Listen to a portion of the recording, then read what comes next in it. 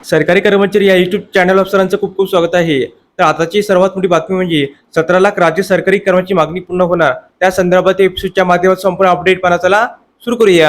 जुनी पेन्शन योजना लागू करा या मागणीसाठी राज्यातील लाखो कर्मचारी गेल्या अनेक वर्षापासून बेमुदत संपावर गेले होते। या बेमुदत संपामुळे शिंदे सरकार अडचणीत आले होते, म्हणून त्यावेळी सरकारने जुनी पेन्शन योजना आणि नवीन पेन्शन योजना याचा अभ्यास करण्यासाठी एक समितीची स्थापना केली होती। ही समिती राज्य कर्मचाऱ्यांना सुधारित पेन्शन योजनेसाठी शिफारशी देणार होती। खरे तर या समितीला अवघ्या 3 महिन्यात आपला अहवाल शासनाकडे सुपूर्द करायचा होता, मात्र समितीचा अहवाल नुकतेच काही दिवसापूर्वी राज्य सरकारला प्राप्त झाला आहे। अहवाल प्राप्त झाल्यानंतरही राज्य सरकारने याबाबत निर्णय घेतला नाही। खरे तर विधिमंडळाच्या अर्थसंकल्पीय अधिवेशनात 1 नोव्हेंबर 5 नंतर राज्य शासकीय सेवेत रुजू होणाऱ्या शासकीय कर्मचाऱ्यांना सुधारित निवृत्त वेतन योजना जाहीर केली जाईल अशी घोषणा केली होती।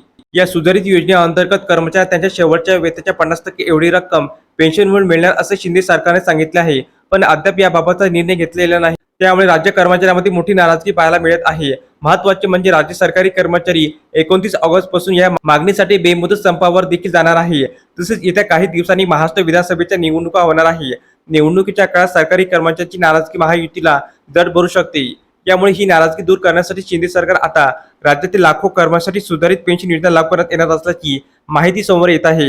मिळालेल्या माहितीनुसार 25 ऑगस्टला होणाऱ्या राज्य मंत्रिमंडळाच्या बैठकीत सुधारित पेन्शन योजनेबाबतचा प्रस्ताव मंजुरीसाठी ठेवला जाणार आहे। या प्रस्तावाला आज राज्य मंत्रिमंडळाची मान्यता मिळणार आहे। एकंदरीत राज्य कर्मचारी 29 ऑगस्ट पासून बेमुदत संपावर जाण्याचा इशारा दिला होता।